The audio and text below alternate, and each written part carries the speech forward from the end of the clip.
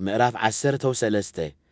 بفقر أحوات نبرو أجايش مقبال أي ترسعو كمي قلياتهم كيف لتو نملا أختي كم أجايش تقبلوا ألو نأسرات كم معسرتهم كيمكم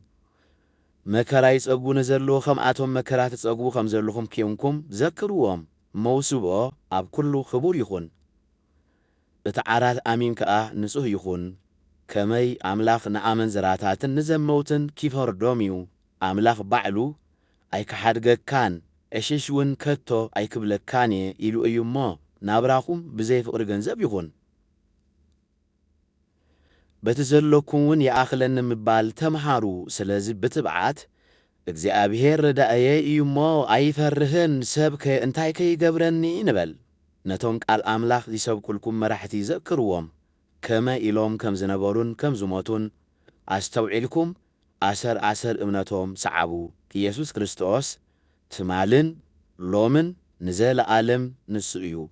በብዓይነቱ ብዝኾነ ጋሻ ትምህርቲ ኣይትስሓቱ በቲ ነቶም ዘሰዓብዎ ሓንቲ ዘይጠቐሞም ናይ መብልዕ ስርዓት ዘይኮነስ ልብኹም ብጸጋን ተጸንዐ ሰናዩ ንሕና መሰውእ ኣሎና እቶም ነታ ድንኳን ዘገልግሉ ግና ካብኡ ኺበልዑ መሰል የብሎምን እቲ ሊቀ ካህናት ነቲ ምእንቲ ሓጢኣት ዝውፈ ናይ እንስሳታት ደም ሒዙ ናብ ቅድሰ ቅዱሳን ይኣቱ እቲ ስጋ ግና ኣብ ወጻኢ ይሓድር ነበረ ኢየሱስ ከዓ ንህዝቢ ብደሙ ምእንቲ ኺቅድስ ኣብ ወጻእታ ከተማ ተሳቐየ ሕጂ እምበኣር ነቲ ንሱ ዝተቐበሎ ውርደት ተሸኪምና ናብ ወጻኢ ሰፈር ናብቲ ኢየሱስ ዘለዎ ንኺድ ከመይ ነታ እትመጽእ ደኣ ንጽበሎና እምበር ኣብዚ ነባሪት ከተማ የብልናን እምበኣርከስ ኩሉ ግዜ ንኣምላኽ ብኢየሱስ መስዋዕት ምስጋና ነቕርብ እዚ ኸኣ እቲ ንስሙ ዝእመን ናይ ከናፍርና ምስጋና እዩ ንኣምላኽ ከምዚ ዝኣመሰለ መስዋዕት እዩ ዝሓጕሶ እሞ ሰናይ ምግባርን ዘሎኩም ምስ ካልኦት ምምቓልን ኣይትረስዑ ንመራሕትኩም ተኣዘዝዎምን ተገዝእዎምን ንሳቶም ከምቲ ጸብጻብ ዝህብ ነቂሖም ይሕልኹም ኣለዉ ስለዚ ነዚ ብጓህን ተገበርዎ ንኣኻትኩም ኣይጠቕመኩምን እዩ እሞ ተሓጒሶም ከም ዝገብርዎ ግበሩ ቅኑዕ ሕሊና ከም ዘሎና ርግጸኛታት ኢና ኣብ ኩሉ ጽቡቕ ንምግባር እውን ድለይ ኣሎና ስለዚ ጸልዩልና ኣውራ ግና ከም ብሓድሽ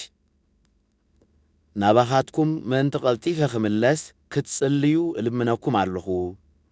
እቲ ሰላም ዝህብ ኣምላኽ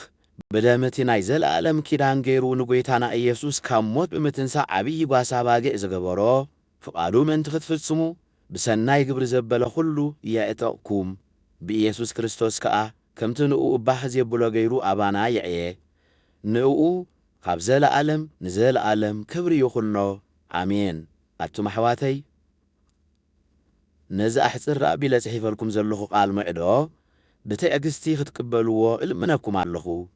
ጢሞቴዎስ ሓውና ከም ዝተፈትሐ ፍለጡ ንሱ ቐልጢፉ ናባይ እንተመጸ ኸዓ ብሓደ ኾይንና ክንበጽሓኩም ኢና ንኹሎም መራሕትኹምን ንኹሎም እቶም ቅዱሳንን ሰላም በልዎም እቶም ካብ ኢጣልያ ዝኾኑ ሰላም ይብልኹም ኣለዉ ጸጋ ምስ ኩልኻትኩም ይኹን